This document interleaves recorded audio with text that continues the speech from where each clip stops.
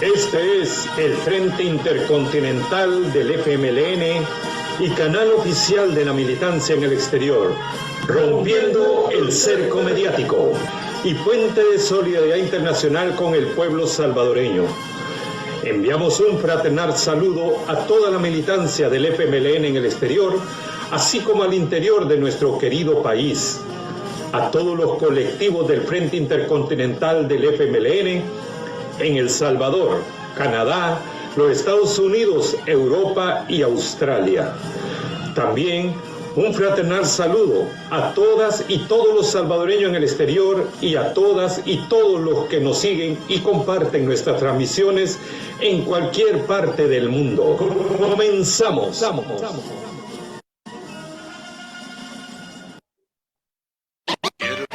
Quiero expresar que te quiero y que bien de adentro todo lo que siento. Atención, mucha atención.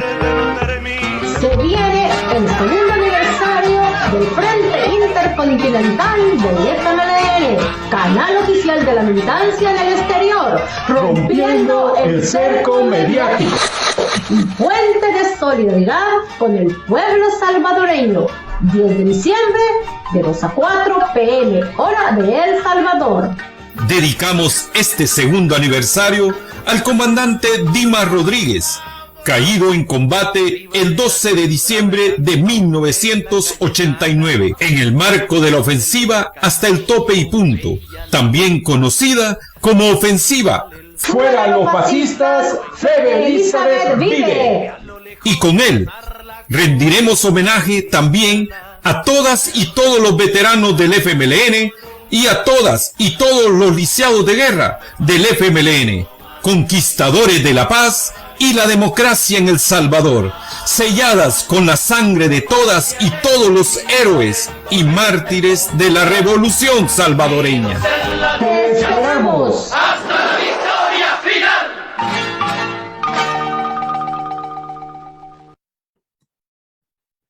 Muy bienvenidas y bienvenidos a este nuevo programa del Frente Intercontinental del FMLN, canal oficial de la militancia en el exterior, rompiendo el cerco mediático y puente de la solidaridad con el pueblo salvadoreño.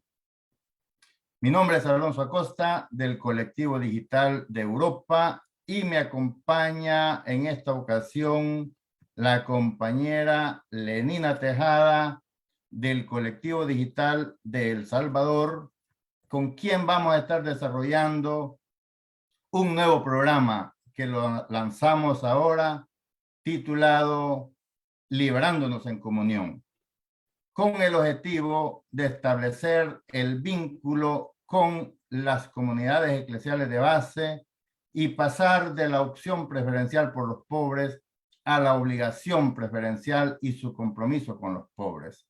También nos acompañan el sacerdote Miguel Ventura y Rosa Maricela Iraeta Marinero, a quien les vamos a pedir que se presenten.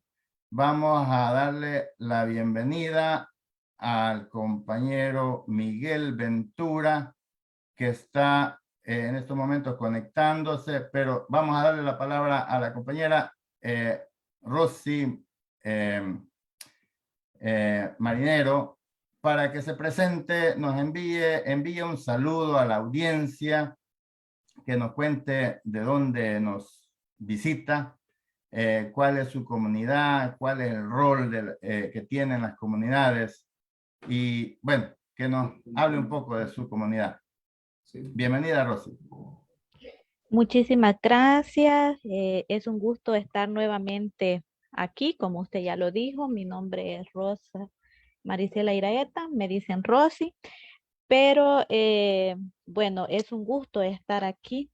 Yo formo parte de las comunidades eclesiales de base del Bajo Lempa y pues formo parte del equipo pastoral. Estamos en la animación allí en las comunidades, en el acompañamiento, en lo celebrativo, y también pues formo parte de una articulación nacional y continental de comunidades eclesiales de base. Así es que muchas gracias por la invitación, por la oportunidad de poder dar a conocer nuestras realidades por medio de esta plataforma, y también pues estamos allí a la disposición de lo que se ofrezca. Excelente. Bueno, le vamos a dar también la bienvenida al sacerdote Miguel Ventura, que lo hemos estado esperando acá. Tenía quizás un poco de dificultades para conectarse, pero le damos la bienvenida, que se presente, que envíe un saludo a las comunidades eclesiales de base y a la audiencia de este espacio. Bienvenido, Miguel Ventura. Muy buenas, no sé qué hora será en la que están en la audiencia, pero qué bueno que podemos estar en este espacio. Siempre he sentido que la comunicación, incluso a través de estos medios, ahora es más viable con todos los compatriotas, compañeras y compañeros que están en el exterior, y decirles que la esperanza es ante todo lo que nos debe a nosotras y nosotros en esta hora marcar la brújula para el camino que vamos rehaciendo en estos nuevos momentos. Un saludo pues a toda la audiencia y esperamos que esto que vamos a compartir sea lo más constructivo posible para nuestro caminar. Excelente, muchísimas gracias. Es un honor para nosotros tenerlo en este espacio, que lo estamos inaugurando este día, que lleva como título Liberándonos en Comunión, justamente para poder abrazar las ideas de liberación, de la teología que rescata todo ese pensamiento liberador de Jesucristo. Pero antes de comenzar, sacerdote Miguel Ventura y compañera Rosy Iraeta, quisiera también rendir un homenaje a todos los mártires de la teología de liberación que sacrificaron su vida en la lucha por la liberación de nuestro pueblo, comenzando por el padre Rutilio Grande, que fue uno de los fundadores de las comunidades eclesiales de base y que fue asesinado el 12 de marzo de 1977. También al sacerdote Alfonso Navarro, que fue asesinado el 11 de mayo de 1977 también. Al sacerdote Ernesto Barrera, que fue asesinado el 28 de noviembre del 78, al padre Octavo Ortiz, también que fue asesinado el 20 de enero de 1979, al sacerdote Rafael Palacios, que fue asesinado el 20 de junio del 79, al sacerdote Alirio Napoleón Macías, que también fue asesinado el 4 de agosto del 79, a Monseñor Romero, por supuesto, que fue asesinado el 24 de marzo de 1980, al sacerdote y fray Cosme Espesoto, asesinado el 14 de junio de 1980, y al sacerdote Manuel Antonio Reyes, también, que fue asesinado el 6 de octubre de 1980. Y con ellos también, ¿por qué no rendir un homenaje a todos aquellos líderes comunitarios que fueron asesinados, como Apolinario Serrano, Félix García, la Patricia Puertas y Chepe López, que también fueron asesinados un 29 de septiembre de 1979 allá por Caballería, líderes de las comunidades eclesiales de base de FECAS, UTC. Pero vamos a comenzar con el sacerdote Miguel Ventura, que nos dé un panorama general de lo que es el compromiso de las comunidades eclesiales de base con los pobres y el concepto de la fe cristiana como fuerza de liberación. Bien, gracias por esta posibilidad de entrar en una reflexión. Quiero decir que las comunidades eclesiales de base surgen con una gran fuerza en El Salvador a nivel nacional, si quieren ustedes, después de la conferencia de Medellín en 1968. A partir de esa fecha se vienen dando muchos eventos para hacer presente en nuestras tierras cuscatlecas esa nueva forma de ser iglesia. Una iglesia que naturalmente liga la fe y la vida, la realidad y la fe.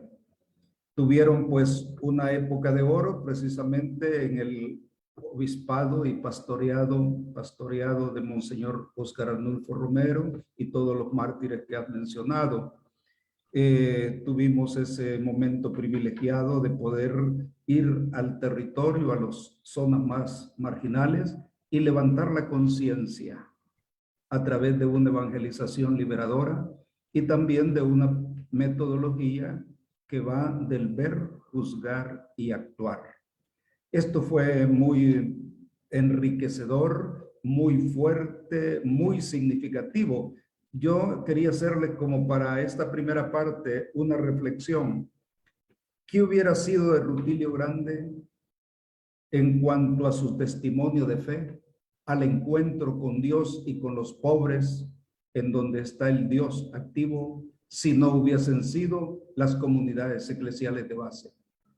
¿Qué hubiese sido de Óscar Arnulfo Romero si él no hubiese estado abierto a esa forma nueva de ser iglesia, de tal manera que lo pregonó muchas veces, que haya más y más comunidades eclesiales de base? Tuvimos un periodo muy importantísimo en esa etapa y se creó, yo creo, mucha identidad. Esta parte en algún otro momento se puede dialogar. Acompañamos todo el proceso, naturalmente, de lucha político-militar. A mí me tocó en Morazán, precisamente, ¿verdad? Desde el año 73. Llegamos a los acuerdos de paz.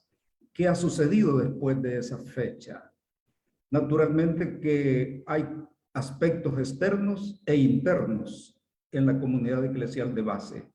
Los externos, naturalmente, y tal vez más adelante ya en las declaraciones del arzobispo lo veamos, es el retroceso que ha tenido, la involución que ha tenido la iglesia institución a partir del Vaticano II y Medellín. Pero también habrá aspectos internos y es quizás lo que a nosotros más nos ha marcado, debido a todo el compromiso histórico de la fe, de la lucha político-militar. Muchos animadores, muchos líderes de nuestras comunidades se tuvieron que incorporar a las tareas de la lucha político-militar. Allí, pues, naturalmente, quedamos un poco debilitados en cuanto al liderazgo. Creo que esa es la etapa en la que nosotros hemos entrado después de los acuerdos de paz. ¿Cómo rehacer una teología liberadora? ¿Cómo rehacer también una mística de trabajo con la metodología de análisis de la realidad? Y ese compromiso de fe y vida. Creo que los liderazgos todavía no los podemos reconstruir como los hubo en los años 70 y 80. Eso nos ha llevado pues a un trabajo más de motivación de la conciencia y acompañamiento a aquellas poblaciones que después del conflicto armado tuvieron que establecerse, ¿verdad?, en los territorios en donde estábamos. Naturalmente, en una etapa ya vamos a decir, de tiempos nuevos, después de los acuerdos de paz, con la involución de la Iglesia Católica, nos ha sido muy difícil realmente en las comunidades poder caminar coordinando con parroquias, ¿verdad?, con diócesis. Todo ello, pues, como he dicho antes, producto de que ha habido una involución dentro de la iglesia institución. Pero eso no quita, pues, que en los lugares que caracterizaron la lucha revolucionaria, las comunidades eclesiales de base no estemos presentes y, como he dicho, motivando y acompañando ese compromiso histórico en un triunfo, como Monseñor Romero siempre lo dijo: resucitaré en el pueblo salvadoreño. Excelente, muchas gracias por esa introducción que nos lleva justamente a esos años de organización, de efervescencia, de lucha, de despertar de conciencia, que es la que nos tiene donde estamos ahora. Y si bien es cierto que ha habido hasta cierto punto un rezago, pero ahora es el momento otra vez quizás de volver a comenzar a despertar esa conciencia, porque estamos viviendo momentos bastante similares a los de aquella época y que pueden empeorarse, y lo que menos queremos nosotros es que se vuelva a repetir esa historia sangrienta, esa historia de dolor que hizo tanto daño en la familia salvadoreña, que nos dejó diezmados. Y por supuesto de que nosotros sí queremos practicar el amor por el ser humano, el amor por el prójimo, liberarnos en comunión, como nos decía el gran educador Paulo Freire. O sea, nadie libera a nadie y nadie se libera solo, nos liberamos en comunión. Y ese es justamente el título de este programa, porque queremos establecer ese vínculo con las comunidades eclesiales de base, que son el semillero de toda esa lucha popular revolucionaria que se gestó contra aquellas nefastas dictaduras militares que tenían a nuestro pueblo azotado, que lo tenían adormecido, que lo tenían dominado y hasta cierto punto también domesticado, porque lamentablemente al vivir tantos años, décadas de dictaduras y de opresión, el opresor se fue también incrustando en el ser humano, en el oprimido, llevando también al opresor dentro. Y por eso que hay tanta injusticia también, que no se entiende cómo se puede practicar la injusticia con los hermanos de su misma clase oprimida. Así que, pero vamos a darle la palabra también a la compañera Rosy Marinero para que nos dé también una reflexión, que nos actualice un poco. Ya la compañera la tuvimos acá anteriormente, hablándonos también de los atropellos a los derechos humanos justamente ahí en las comunidades eclesiales de base del Bajo Lempa, que si nos puede actualizar un poquito cómo está la situación ahí de las comunidades y también que nos hable un poco de ese concepto que ella desarrolló con respecto a lo que era el cooperativismo, la reforma agraria y un sistema alternativo de trabajo digno, anticapitalista. Bienvenida, camarada. Muchas gracias. Pues decir que las comunidades eclesiales de base estamos en la medida siempre en una búsqueda, ¿verdad? Queriendo responder a los ideales de la construcción del reino de Dios. Y por lo tanto, entonces nos vemos en la obligación cristiana de poder responder, ¿verdad?, al tiempo histórico en el que se vive. Y anteriormente, pues yo les comentaba y les compartía un poquito acerca del régimen de sección que se está viviendo, ¿verdad? Y de cómo, pues, hacemos el acompañamiento desde las comunidades eclesiales de base a las personas víctimas de este régimen. Un poquito hablar sobre la situación actual ante esto, ¿verdad? Y especialmente porque, como ya lo decía Miguel, la involución que ha tenido la iglesia ha traído menos acompañamiento a las víctimas y más, pues, hacer como acercamientos o trabajar del lado del opresor.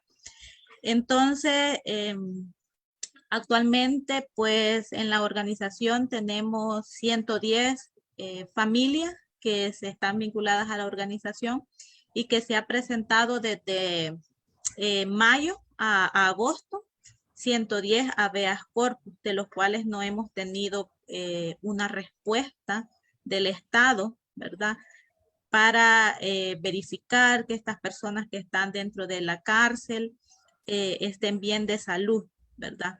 Hemos tenido llamadas a los familiares para decir que sus familias están graves, pero no se les ha podido conceder una audiencia especial para poder tratar el caso e investigarlo.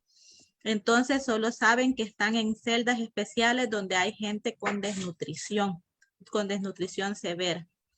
Entonces tenemos a la fecha 80 casos reportados de homicidios dentro de la cárcel, porque son homicidios, los reportan como que se mueren de alguna enfermedad. Sin embargo, las familias pueden constatar que estos cuerpos han sido sometidos y torturados.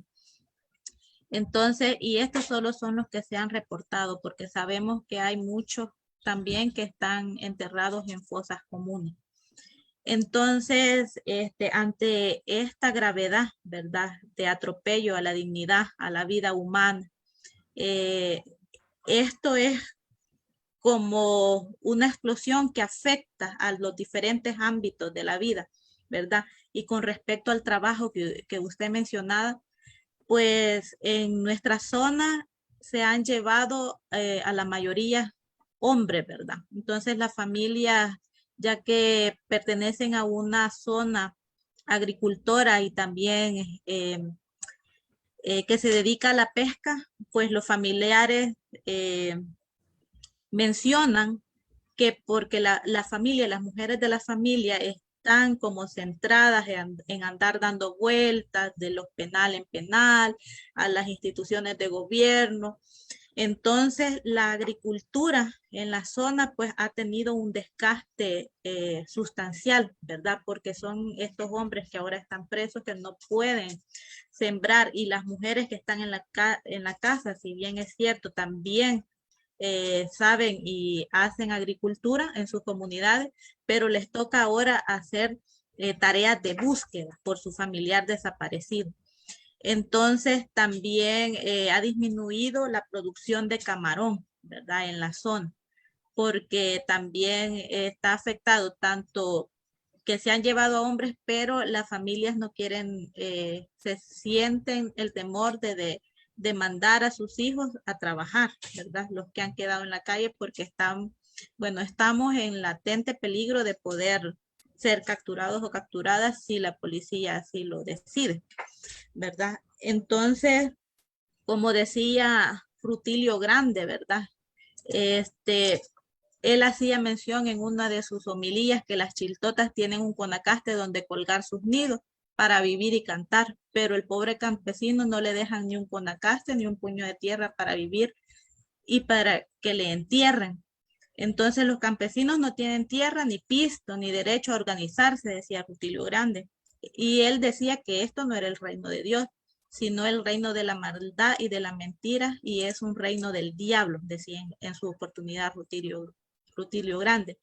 Entonces, si bien es cierto, como usted lo mencionaba, que en la zona hay cooperativas de las reformas agrarias, sin embargo, las cooperativas tienen que estar en una constante lucha por poder producir, por poder ser autosostenibles, ¿verdad?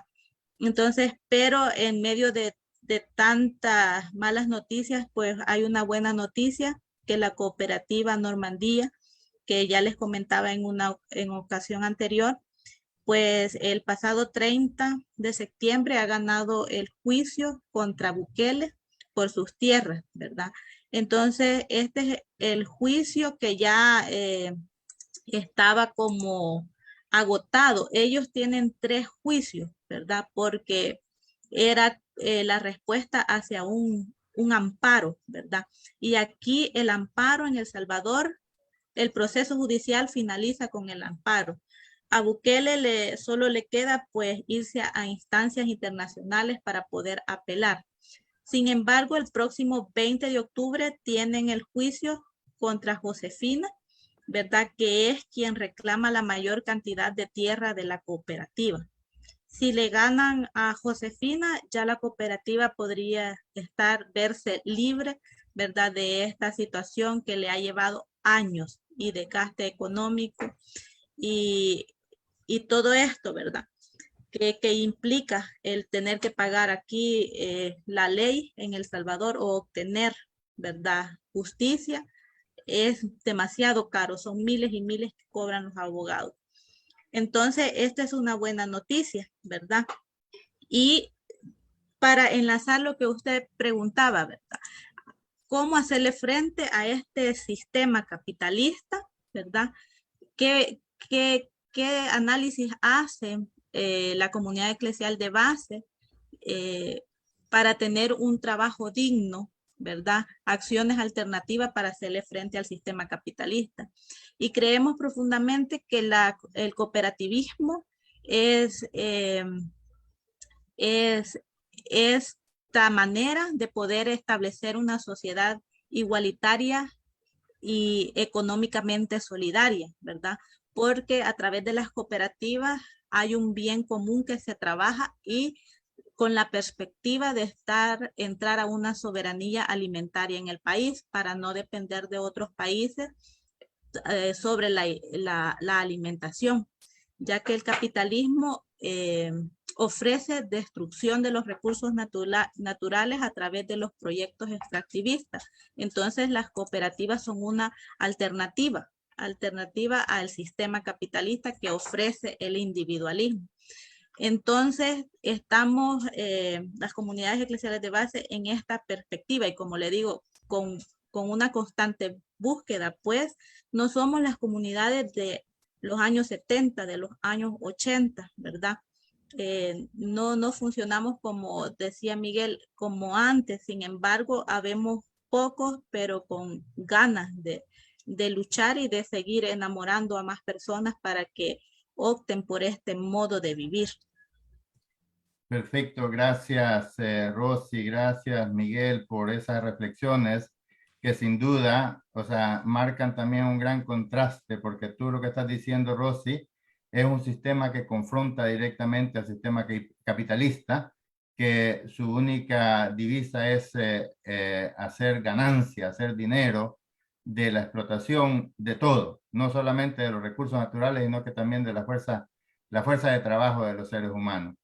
Y lo otro que decía, bueno, lo que estaba hablando Miguel también, de con respecto a cómo se va deteriorando, bueno, tú lo decías también, cómo la persecución, cómo el atropello a los derechos humanos y todo eso, cómo es un contraste, porque también hay un sistema tan manipulador que ensombrece todas estas luchas y por supuesto que la intención es matar la esperanza.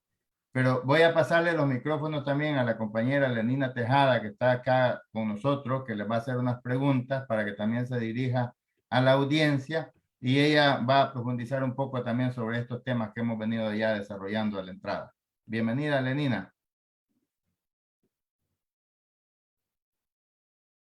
La cámara y los micrófonos, Lenina, por favor.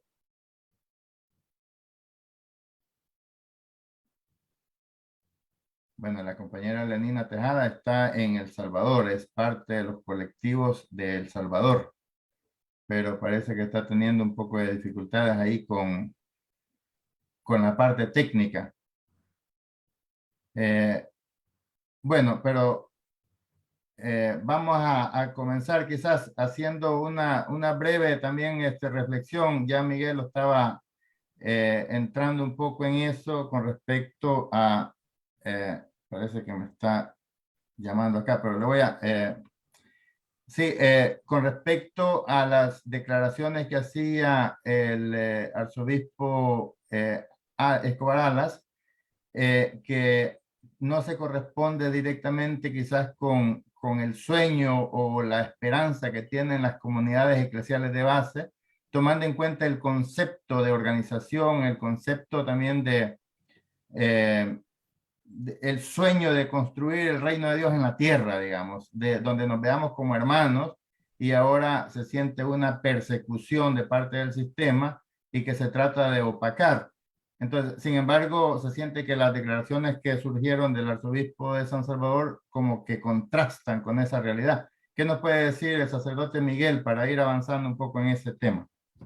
Bien, mira, yo creo que habrá que pasar también de lo coyuntural a lo que es, digamos, más lo estructural, más lo de fondo.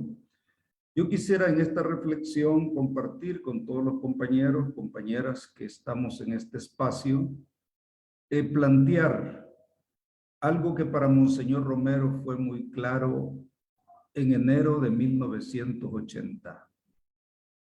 Había sucedido en El Salvador todo aquella situación, ¿verdad?, del golpe y la instalación de la Junta de Gobierno, ¿verdad?, que poco a poco fue desarticulándose o la desarticuló la derecha completamente. Entonces Monseñor sintió en ese momento, en enero del 80, que el proceso de liberación que el pueblo salvadoreño había comenzado, que tanta sangre le había costado, estaba en crisis. Pero añadió algo: hay que salvarlo. A mí me sirve de telón de fondo esta visión de Monseñor. Para él estaba muy claro que el pueblo salvadoreño había emprendido un proceso de liberación a altos costos, por supuesto, ¿verdad? Y que estaba en crisis, pero que había que salvarlo. Yo creo que ese término, esa declaración la podríamos hacer hoy. ¿Cómo está el proceso de liberación del pueblo salvadoreño que tanta sangre le ha costado? Y podemos decir que nos encontramos en una crisis. Pero la crisis no quiere decir, como dice el apóstol Pablo, nos derriban pero no nos aplastan. O sea, no estamos aplastados. Creo que el momento de crisis que vive el proceso, y llamémoslo así, proceso de liberación, que yo lo entiendo, proceso de liberación es construir nuevas estructuras. Por supuesto, con un hombre nuevo y una mujer nueva. Esta es la evangelización que la comunidad eclesial de base tiene que aportar a construir ese sujeto nuevo. Estamos en una crisis, pero esa crisis no nos debe llevar a sentir que estamos aplastados. Por el contrario, creo que este espacio, si se va dinamizando, puede ser el espacio en donde podamos decir, tenemos que replantearnos en estos nuevos contextos, en estos nuevos momentos, cómo darle empuje a este proceso de liberación. Yo considero que hay como dos elementos a considerar en esta crisis. En primer lugar, las amenazas. Las amenazas es algo externo y en ese marco tenemos que colocar a los actores del poder. Las amenazas vienen de fuera a un proceso de liberación y allí pues está el gobierno, ¿verdad? Con todas sus políticas que está implementando, ya todo esto ya ustedes muy bien lo conocen, lo saben, pero es una amenaza, es decir, es muy grave también esa amenaza y nada menos, ¿verdad? El día de ayer, estos días, se está hablando ya la ley para la intervención de las comunicaciones, ¿no?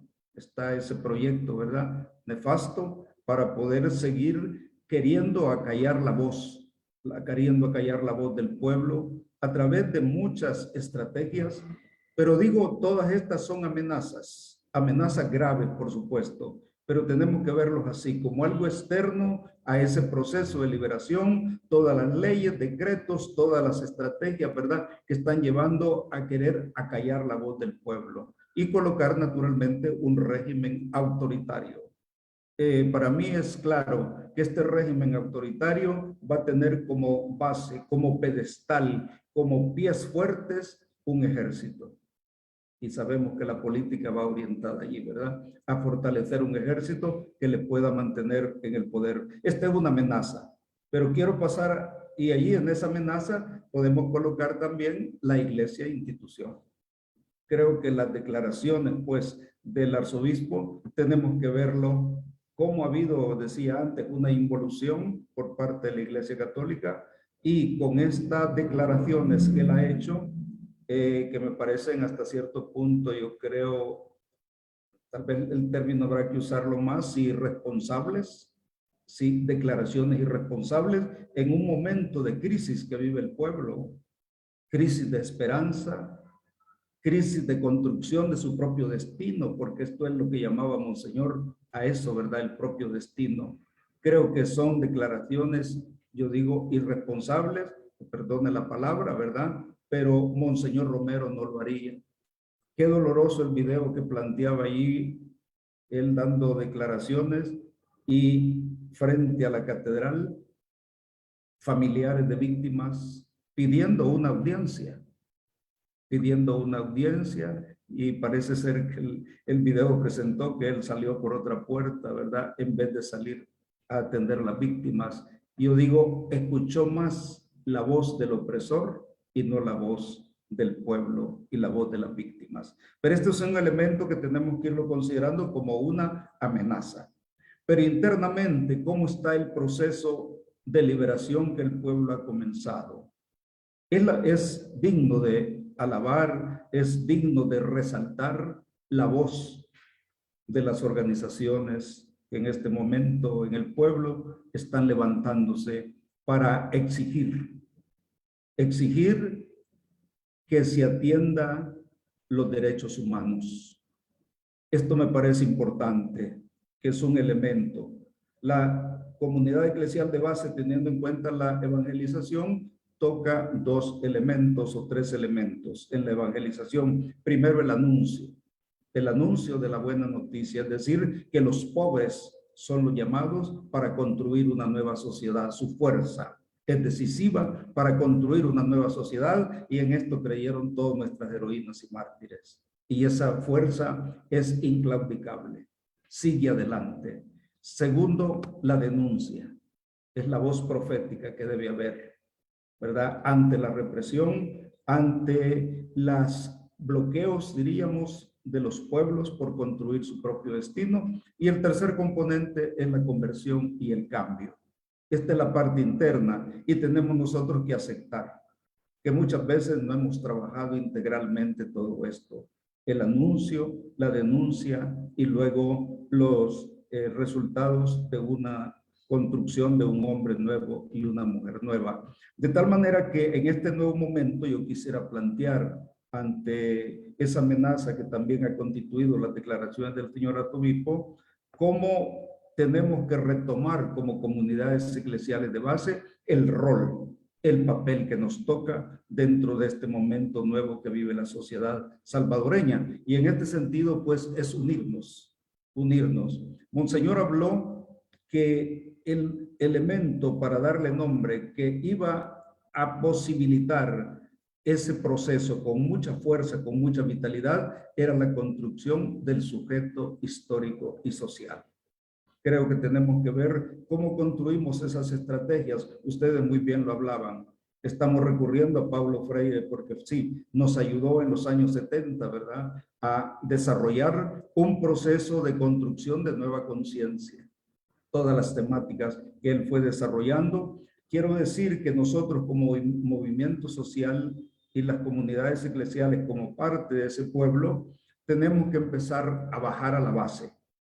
Volver de nuevo a la base. Yo creo que es bueno el discurso y todo, pero tenemos que bajar donde aquel y aquella que están viviendo en el día a día, que amanecen sin una taza de café, ¿verdad? Sin un sustento en la mañana.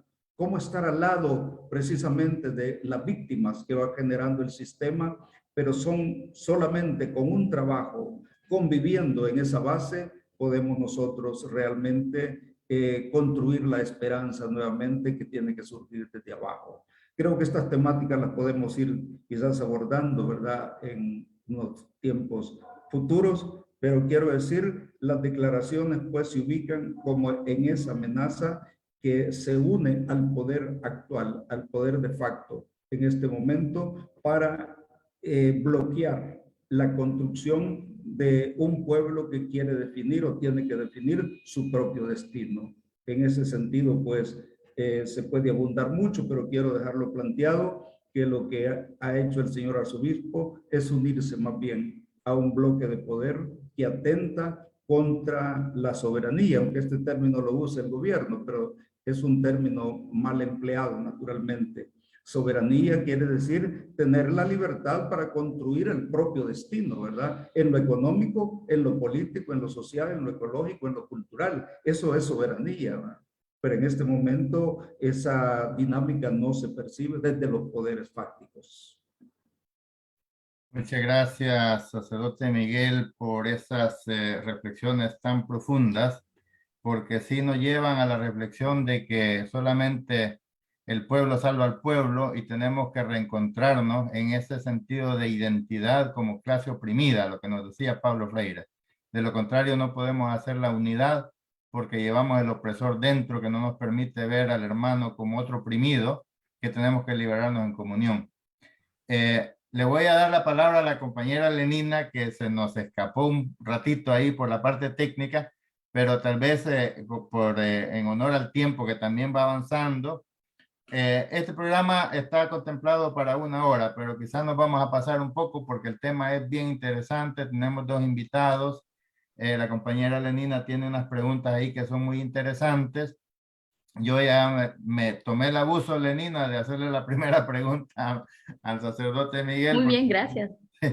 Pero tal vez tú puedes empaquetar un poquito las 3 preguntas ahí quizás y las pueden ellos también desarrollar en la próxima intervención para también ya ir buscando la salida al programa, porque este programa, este es el inicio, esta es la inauguración de este programa, este nuevo espacio que va a estar dedicado directamente a las comunidades eclesiales de base para tener una interacción con todas las comunidades, todo ese liderazgo comunitario, visibilizar ese trabajo para dar a conocer su historia, su trabajo local y también, ¿por qué no?, un acompañamiento de la militancia del FMLN en el exterior, que estamos en todos los continentes.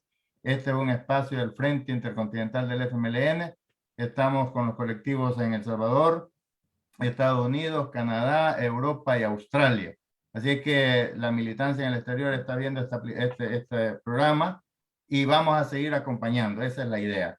Así que bienvenida, Lenina. Un saludo ahí también para la audiencia, para la militancia y también tus preguntas. Sí, muchas gracias. Discúlpeme, tenía dificultades para conectarme. Un abrazo y un saludo a todos los que nos sintonizan y en especial a los camaradas que participan con nosotros en el lanzamiento del programa Liberándonos en Comunión. Gracias también, camarada Alonso Acosta. La pregunta va dirigida para Rosy en particular, porque me gustaría saber, porque la doctrina social de la Iglesia, nosotros entendemos que rechaza las dictaduras de partido y de persona desde hace más de 500 años. En ese contexto, ¿cómo debería ser el actuar de la feligresía católica en la coyuntura que estamos viviendo? Muy bien, gracias por la pregunta. Bueno, Monseñor Romero decía, o se está al lado del pueblo o se es cómplice de su muerte, ¿verdad? Actualmente, pues, la iglesia estructural como tal, a través del Papa Francisco, nos recuerda que el Vaticano II se abrió las puertas para que entraran aires nuevos. Y eso implicaba abrir las puertas para darle poder también a los feligreses, como usted lo llama, ¿verdad? A las personas que están allí, que no solamente sean asistentes, sino que sean personas que pueden hablar, personas que puedan participar. Entonces, actualmente desde el Vaticano, ¿verdad? Se abre el diálogo acerca de la sinodalidad. Lastimosamente, en las iglesias se entiende sinodalidad como un proceso de escucha, ¿verdad? Sin embargo, la sinodalidad también es una herramienta. Es una herramienta que le da poder a las personas para que puedan llamarle la atención al obispo, al arzobispo, al sacerdote, cuando el obispo no está cumpliendo la voluntad del pueblo de Dios, ¿verdad? Por ende, la gran equivocación que actualmente ha hecho el arzobispo de San Salvador, ¿verdad? No sé si por desinformación, no sé si porque están en juego algunas situaciones y tiene que declarar de esa manera. Sin embargo, sus declaraciones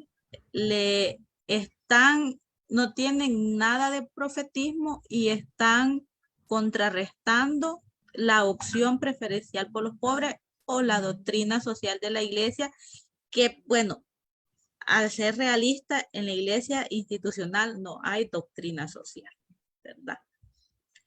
El corazón de esta doctrina social son las comunidades eclesiales de base. De allí, llámese de otra manera, lo que se hace en la iglesia. Entonces, me uno a lo que dice Miguel, que es una manera irresponsable de hablar frente a una realidad que no se necesitan lentes para verla, que no se necesita tener una capacidad intelectual grande para darse cuenta de lo que es en realidad lo que está pasando. Nosotros con el grupo de familiares, bueno, el grupo no es enteramente católico. Hay gente que no es nada, hay gente que es católica, hay gente que va a otra secta, pero se vieron tocados y el jueves pasado el primer tema fue, bueno, ¿y qué vamos a decir ante las declaraciones del arzobispo? Monseñor Romero, como ustedes nos han enseñado, no estuviera de acuerdo con eso que ha dicho. Entonces, lo primero que dijeron, este señor no ve noticias, a pesar de que tiene Wi-Fi más que nosotros, que puede tener mayor accesibilidad al Internet, porque ha dicho que ha aceptado que sí hay capturados inocentes, ¿verdad? Personas que están capturadas inocentemente, pero quizás porque estaban a la hora inadecuada, en el lugar inadecuado y también con personas inadecuadas, ¿verdad? Entonces, no conoce la realidad que las personas capturadas las han arrancado a las horas de la noche de su hogar, ¿verdad? O las han ido a traer a su trabajo, o las han capturado mientras venían de pasar consulta por enfermedades. Entonces, no es que estaban en un lugar que no les correspondía o con personas o a una hora que no les correspondía. Estaban en sus casas. Entonces, frente a esta realidad, yo creo que decir eso es fuerte, es decepcionante y es también decir su posición al lado de donde está, aunque nos engaña repitiendo muchas veces la palabra pueblo, que el pueblo le ha pedido la reelección al presidente, ¿verdad? Que el pueblo repite demasiadas veces la palabra pueblo y uno puede decir, bueno, entonces el pueblo en verdad está ejerciendo su poder y nunca habla de lo inconstitucional que son las decisiones que toma y las cosas que hace.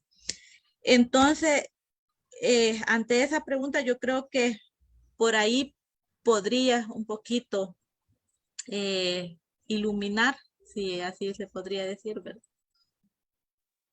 De acuerdo, muchas gracias, camarada. Sin temor a equivocarme, estamos de acuerdo en que las declaraciones de Monseñor Alas generaron dudas, desconfianza y ambigüedad en este proceso. Pero con relación a eso, me gustaría que el camarada Miguel me pudiera contestar la siguiente interrogante. Si no tiene coherencia las cartas pastorales que Monseñor Alas realiza dentro de su doctrina, ¿debe o no debe el presidente de la República respetar la Constitución? Camarada Miguel. Bien, yo creo que el actual gobierno se está caracterizando por hacer caso omiso, por sobrepasar toda ley, todos los avances que habíamos tenido en el pasado, en la construcción de la democracia, y no nos extrañará realmente que esa sea la postura, la actitud, cuando no encuentra tampoco en personas como representativos de la Iglesia, teniendo toda la trayectoria profética de una iglesia tan especial como la iglesia salvadoreña, no va a encontrar ahora el presidente un referente de oposición, un referente que desde la fe pueda desenmascarar su actitud idolátrica, porque dentro de la visión cristiana, el poder, cuando se ejerce en una forma absoluta como la que se está haciendo ahorita, que no se está respetando los diferentes poderes que existen en el país, que no se está ahorita pues tratando de oír la voz del pueblo, una voz, yo digo, de propuestas, ¿verdad? No es el grito, sino la propuesta. Hay propuestas que se le están haciendo al gobierno. Por otro lado, está para mí muy peligroso es que esté empeñándose en fortalecer más las Fuerzas Armadas como la instancia que va a estar sosteniendo una actitud, yo llamaría idolátrica. En ese sentido, pues, creo que es un trabajo que tiene que darse más bien porque tenemos que pasar no solo a ver la realidad negativa que hay, sino también empezar a construir nosotras y nosotros, y qué bueno que este espacio está queriendo hacer una reflexión muy a fondo sobre el rol ciudadano y cristiano, ¿verdad? Son dos roles muy importantes que los jugó Monseñor Romero. En ese marco, pues, yo considero que la postura del actual presidente está en una dinámica de empoderarse más del poder, de aniquilar, diría yo, todas las instancias, todos los esfuerzos, todas las iniciativas que vayan a significar oposición. Significa esto, pues, que la Iglesia Católica debe entrar también en una reflexión sobre su historia, en una reflexión profunda. En estos días, con ocasión de la canonización, el 4º aniversario de la canonización de Monseñor Romero, va una delegación al Vaticano.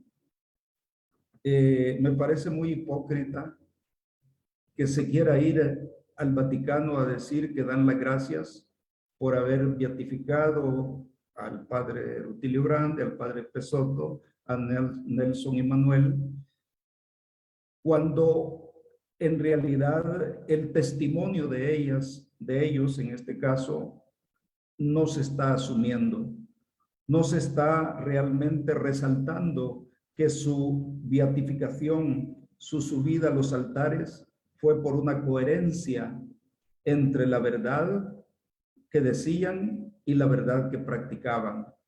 Estaban ellos originando un modelo nuevo de iglesia.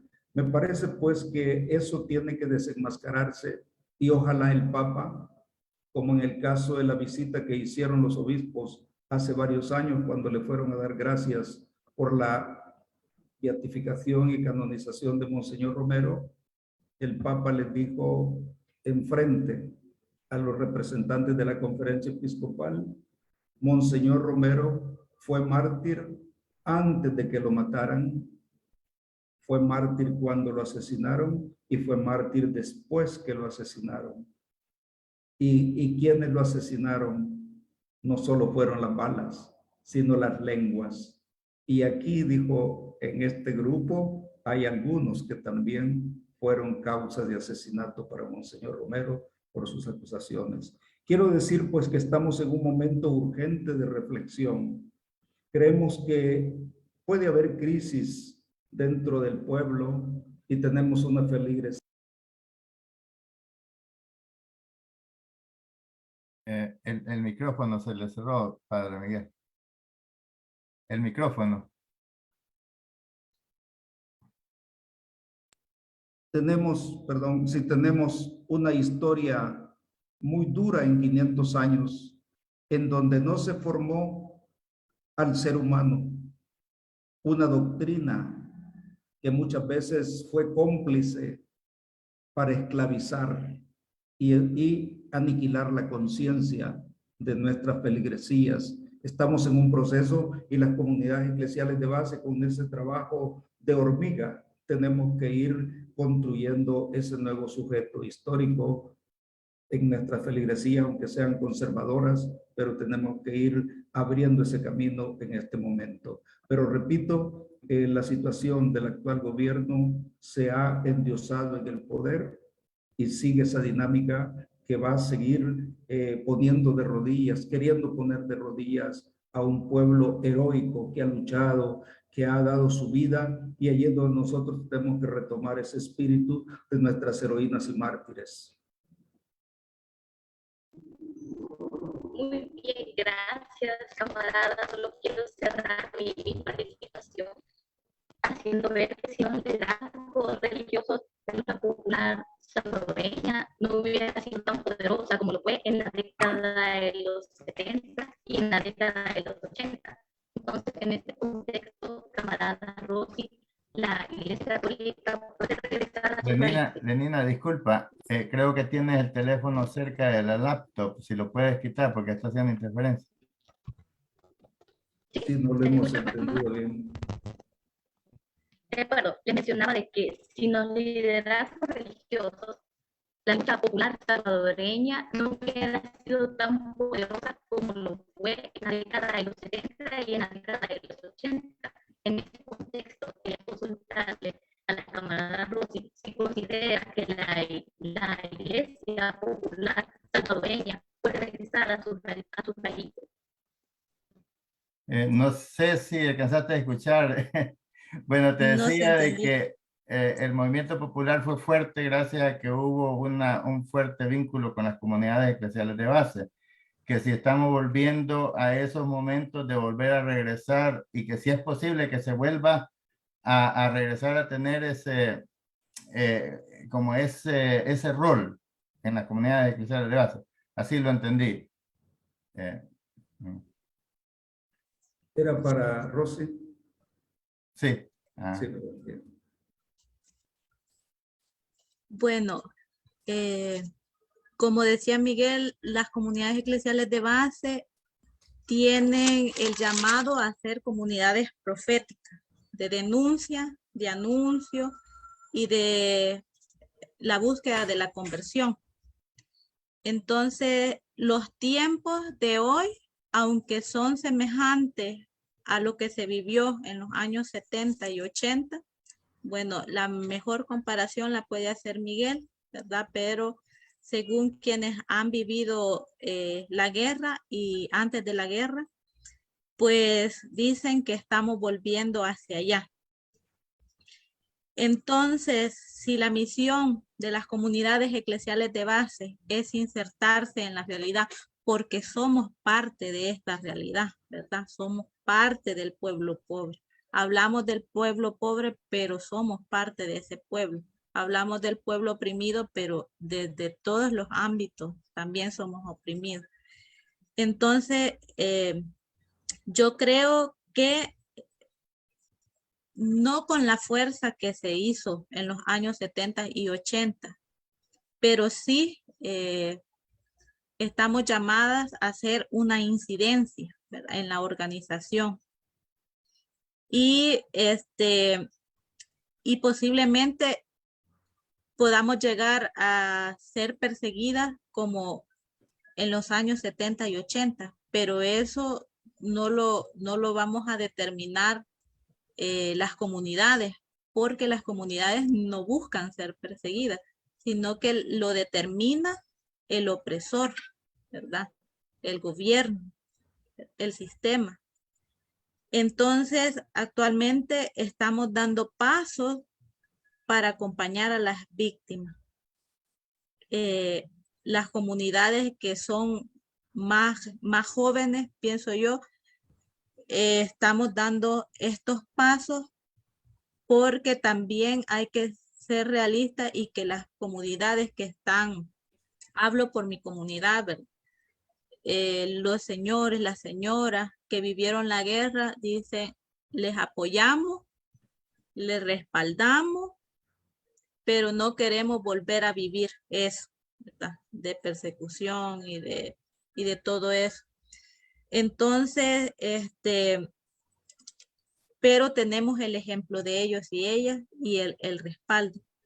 Entonces, yo creo que eso es lo que podría decir. Estamos en el camino, en la búsqueda y con el deseo de cumplir, ¿verdad?, el mandato de este Jesús. Hagan esto en memoria mía. Entreguen su cuerpo, entreguen su vida en memoria. Entonces, y lo va a determinar la historia si podemos llegar a ser estas comunidades proféticas de anuncio, de denuncia y de búsqueda de la conversión.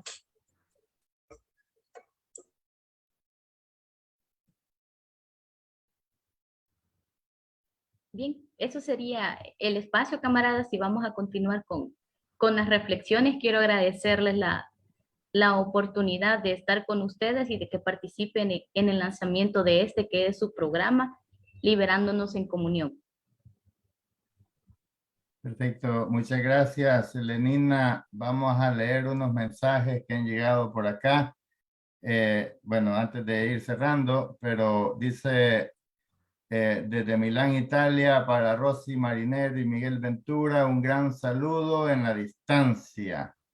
Dice también Julio César Relajeño, un fraterno y cordial saludo y qué placer ver al padre Miguel. Y me recuerda cuando me visitaron con el padre Pedro en Vancouver, dice. Dice Agustín Farabundo Martí, un compañero de Italia que reivindica el nombre de nuestro héroe nacional. Vivan las comunidades eclesiales de base de El Salvador y de América Latina por una nueva forma de hacer iglesia popular católica, una iglesia liberadora. Comunidades eclesiales de base, caminando y el reino de Dios proclamando. Méndez, saludos desde Canadá. Yair Guevara, saludos camaradas desde Denver, Colorado. También enviamos un saludo a Yair, que está cumpliendo años este día allá en los Estados Unidos, compañero también de los colectivos digitales de Estados Unidos. Juan Ricardo Vázquez, saludos desde San Salvador. Marisol Díaz dice, buen día a todos y todas los compañeros y compañeras en todo el globo terráqueo. Sería bueno que le diéramos vida al comité Monseñor Romero. Somos romerianos, dice. Humildemente pertenezco al comité de Monseñor Romero Soyapango. Así es que esos eran los saludos. Vamos a ir ya cerrando, pero algo que se haya quedado digamos que hay que decirlo. Este es el momento. Vamos a tener más espacio, por supuesto. Este programa pretende ser todas las semanas, los días miércoles a las 12 del mediodía, para intercambiar y espero que ustedes, Padre Miguel, Rosy, sean también parte integrante de este esfuerzo para que nos ayuden también a conectar con las comunidades eclesiales de base, para dar a conocer su trabajo, visibilizar sus liderazgos, sus problemáticas, sus reivindicaciones y acompañarlos también en sus luchas. Así que algo que se haya quedado ahí, sino algunas palabras ahí también finales para irnos despidiendo también de la audiencia. Padre Miguel. Sí, considero que el tiempo y quizás la temática ahorita pues nos ha concentrado en este tema de las declaraciones, pero creo que la visión que nosotros tenemos que ir en este momento acuñando, construyendo, y valga la pregunta, ¿qué claridad tengo yo del proyecto alterno de sociedad que tengo que construir? Porque al final es esto, aportar hacia eso. ¿Qué claridad tenemos sobre ese proyecto alterno de sociedad que debe construirse en El Salvador y en todo el mundo? Y es allí donde yo creo que tendríamos que dedicar tiempo.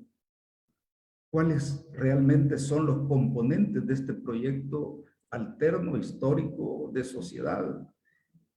Y si no lo podemos definir o empujar, que tendría que llegarse, pero empecemos por lo pequeño. Ya Rosy estaba hablando de las cooperativas. ¿Hasta qué punto en nuestro ambiente podemos empezar a generar iniciativas de una economía solidaria, para decir algo? Porque eso es lo que queremos en el futuro, ¿verdad? Construir otras estructuras económicas que dignifiquen la vida del ser humano. Pero tenemos que empezar en lo pequeño para ir avanzando hacia lo grande, hacia lo estructural. Creo que este elemento habrá que reflexionarlo más. ¿Qué claridad tenemos del proyecto histórico de liberación que tenemos nosotros ahora que estructurar y que construir?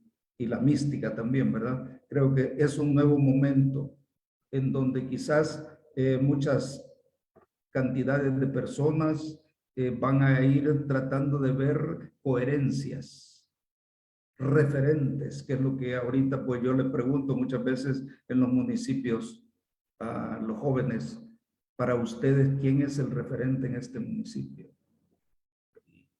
Y hay una mirada perdida, un cuestionamiento.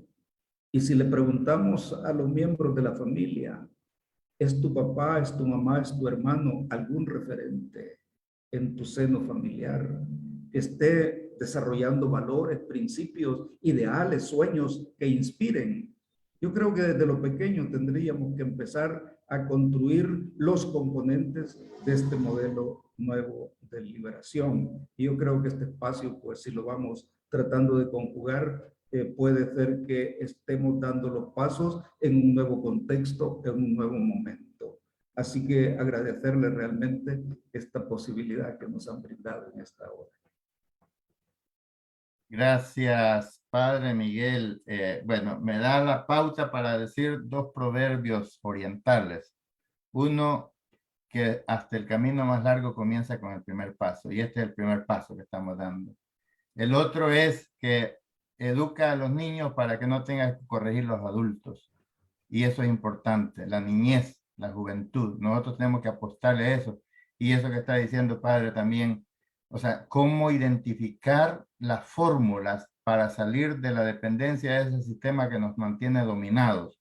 O sea, cómo romper las cadenas. Este programa tiene un eslogan que dice, rompiendo el cerco mediático, porque ese cerco no es solamente de comunicación, sino que también de dominación, de ideología. Entonces, no nos permiten reconocernos, reencontrarnos como clase oprimida, como hermanos, como seres humanos, encontrar el humanismo y no el humanitarismo, no el asistencialismo, no el opresor dentro del oprimido, oprimiendo a otros oprimidos.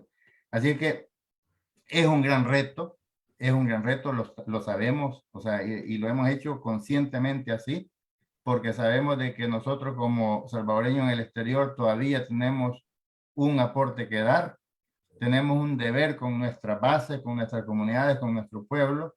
Así es que no, estoy muy agradecido con la posibilidad de haberlos tenido a ustedes acá. Le vamos a dar la palabra también a la compañera Rosy para que dé una reflexión final y se vaya despidiendo también de la audiencia. Y muy agradecidos, Lenina también, le vamos a dar la palabra para que se despida también. Adelante, camarada Rosy. Bueno, yo creo que felicitarles, ¿verdad? Por la iniciativa que ha tenido de construir este programa alternativo, que como alternativo también es contrarrestarle al sistema capitalista, ¿verdad? Entonces, yo creo que ante un sistema capitalista, y digámoslo con su apellido, patriarcal, ¿verdad? Porque también es un sistema que oprime a las mujeres. Entonces, la misión es construir estas alternativas de las que hemos hablado para una sociedad más igualitaria, una sociedad, como decíamos, señor Romero, según el corazón de Dios. Y para la construcción de esta sociedad, yo creo que tenemos que estar también atentos y atentas a los signos de los tiempos. Como decía también Padre Pedro, hay que mirar, ¿verdad? Mirar de dónde está viniendo la salvación, mirar a dónde está soplando el espíritu. Y yo creo que el espíritu se está moviendo en el sur. Aunque tengamos historia de mucha saqueo, mucha opresión, mucha guerra, muchos gobiernos autoritaristas, el sur se está moviendo para hacer grandes cambios. Y hay que estar atentos a lo que pase el 30 de octubre en Brasil, porque ciertamente este Bolsonaro es un peligro no solamente para Brasil, sino para la humanidad, ya que Brasil es un pulmón para el mundo. Y la destrucción del ecosistema, ¿verdad? Y también de la cultura y de los pueblos nativos, de los pueblos indígenas, es un peligro para la humanidad. Entonces, el pueblo de Brasil se está levantando, ¿verdad? Y Dios quiera que logren sacar a este hombre del poder y que Lula vuelva al gobierno. También en cuanto a Cuba y el código de familia que ha reformado, es un gran avance, ¿verdad? Porque el código contrarresta mucha ideología patriarcal, ¿verdad? Entonces, yo creo que son avances que se están dando, ¿verdad? También, aunque Chile, pues, con un poco de desilusión, pero ante la constituyente, pero bueno, hay que mantenernos atentos a los signos de los tiempos, a de dónde viene la esperanza para que cuando nos encontremos con una desilusión de que nuestro país no va bien, hay que por allá ilusionarnos y seguir creyendo que los cambios son posibles y que la construcción de un nuevo sistema es posible, ¿verdad? Entonces, felicitarles nuevamente, adelante, adelante, gracias por tomarnos en cuenta como comunidades eclesiales de base, gracias por el cariño que le tienen a las comunidades y un saludo y un abrazo fraternal a toda la audiencia de este programa. No, gracias a ustedes, Rosy. Qué bueno que tocaste el tema de los países hermanos, Brasil, Cuba y Venezuela. Bueno, todos los países que están en lucha. Y me recuerda un sacerdote venezolano también, que en este momento no recuerdo el nombre, lo estaba buscando, no lo encontré. Pero decía de que unos amigos de él en Miami le hacían la pregunta, ¿qué pasa en Venezuela? O sea, porque lo que se dice en el exterior es todo maldad. Y él le respondió, qué interesante la pregunta, ¿qué pasa en Venezuela? Porque ahora los que salen a marchar en protesta son la burguesía y la oligarquía y no el pueblo. Porque nosotros estamos acostumbrados que es el pueblo que está en la calle marchando, protestando, reivindicando. Y ahora es el pueblo que está trabajando, construyendo en Venezuela y los que están protestando son los ricos. ¿Qué pasa en Venezuela? Han cambiado los conceptos y eso hay que defenderlo. Hay que defender. Los pueblos que han comenzado a construir su nueva historia tienen que defenderlo y para eso estamos todos los pueblos del mundo unidos. Y por eso nosotros terminamos este programa también diciendo proletarios de todos los países unidos, porque somos los mismos pueblos explotados por los mismos enemigos. Así que muchísimas gracias. Le voy a dar la palabra también a la compañera Lenina para que se despida de la audiencia y también agradecido, Lenina, por tu participación. Es tu primera participación, pero tú vas a ser una de las conductoras de este programa a partir de ahora. Así que lo has hecho muy bien, te felicito y adelante. Sí, muchas gracias. No sé si me escuchan bien o hay interferencia. ¿Estamos bien? Sí. Lo vamos a hacer mejor en los próximos programas. Agradezco la oportunidad. Estoy convencida que la misión liberacionista en El Salvador tiene vigencia y en motivo de eso quiero recordar para despedirme los llamados importantes y constantes que hacía San Romero y nuestro beato Rutilio Grande, que tienen relación al contexto histórico que estamos viviendo. Ellos se dirigían a la feligresía, al pueblo y a la humanidad de esta forma. San Romero decía en sus homilías que los ricos tienen que entregar los anillos y no esperar que los pobres se los quiten con todo y dedos.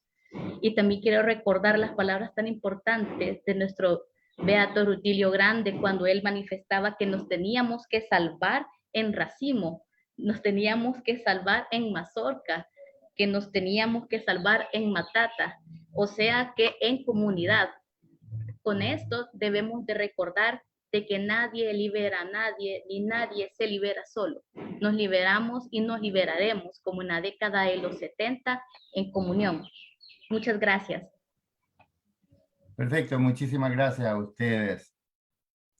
Y no quiero despedirme sin antes enviar también un gran saludo fraterno y revolucionario a nuestros veteranos y nuestras veteranas, a nuestros lisiados y nuestras lisiadas, que son la plataforma en la que se sustenta este proyecto democrático que nació en enero de 1992 con los acuerdos de paz y que ahora se ve amenazado.